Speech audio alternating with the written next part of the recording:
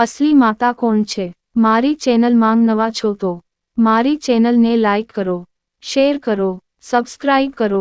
धन्यवाद। एक वखत बादशाह अकबरना दरबार मांग एक अजीबोगरीब किस्सो सामे आव्यो, जेने दरेकने विचारवा पर मजबूर करी दीधा। बन्युं एवुं के बे स्त्रीओ रडती रडती बादशाह अकबरना दरबार मांग पहोंची।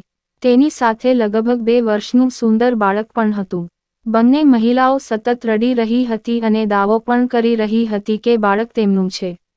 હવે સમસ્યા એ હતી કે બંને શહેરની બહાર રહેતા હતા, જેના કારણે કોઈ તેમની મુલાકાત લેતું ન હતું। તેથી તે નાના બાળકની અસલી માતા કોણ હતી તે કહેવું મુશ્કેલ હતું। હવે બાદશાહ અકબરને એ સમસ્યાનો સામનો કરવો પડ્યો કે ન્યાય કેવી રીતે કરવો અને બાળક કોને આપવું। આ સંબંધમાં તેણે એક પછી એક તમામ દરબારીઓનો અભિપ્રાય લીધો, પરંતુ કોઈ આ રહસ્ય ઉકેલી શક્યું નહીં અને પછી બિરબલ દરબારમાં પહોંચ્યો। બિરબલને જોઈને સમ્રાટ અકબરની આંખો ચમકી ગઈ। બિરબલ આવતાની સાથે જ અકબરે તેને આ સમસ્યા વિશે જણાવ્યું। અકબરે બિરબલને કહ્યું કે હવે તમે આ સમસ્યાનો ઉકેલ લાવો। બિરબલ કંઈક વિચારતો રહ્યો અને પછી જલ્લાદને બોલાવવાનું કહ્યું। જલ્લાદ આવતાની સાથે જ બિરબલે બાળકને એક જગ્યાએ બેસાડીને કહ્યું, ચાલો એક કામ કરીએ, આ બાળકના 2 ટુકડા કરી દઈશું। બંને માતાઓને એક એક ટુકડો આપશે।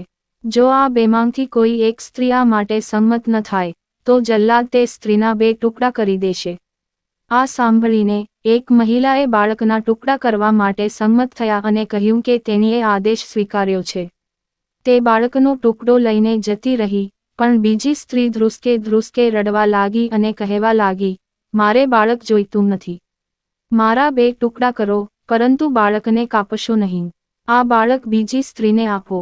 આ જોઈને બધા દરબારીઓ માનવા લાગ્યા કે જે સ્ત્રી ડરથી રડી રહી હતી તે જ ગુનેગાર છે, પણ પછી બિરબલે કહ્યું કે જે સ્ત્રી બાળકના ટુકડા કરવા તૈયાર છે તેને કેદ કરો, તે જ ગુનેગાર છે। આ સાંભળીને તે સ્ત્રી રડવા લાગી અને માફી માંગવા લાગી, પરંતુ બાદશાહ અકબરે તેને જેલમાં પૂરી દીધો।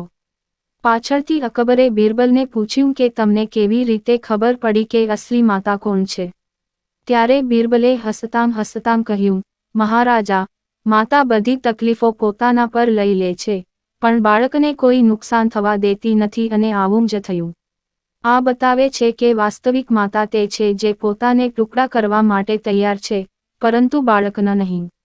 બિરબલની વાત સાંભળીને રાજા અકબરને ફરી એકવાર બિરબલની શાણપણની ખાતરી થઈ ગઈ। વાર્તામાંથી બોધ: આપણે ક્યારેય પણ બીજાની વસ્તુઓ પર આપણો અધિકાર ન જણાવવો જોઈએ। તે જ સમયે સત્ય હંમેશા જીતે છે અને દરેક સમસ્યાને સમજદારીથી કામ કરીને ઉકેલી શકાય છે। પૂરી વાર્તા સાંભળવા માટે ધન્યવાદ।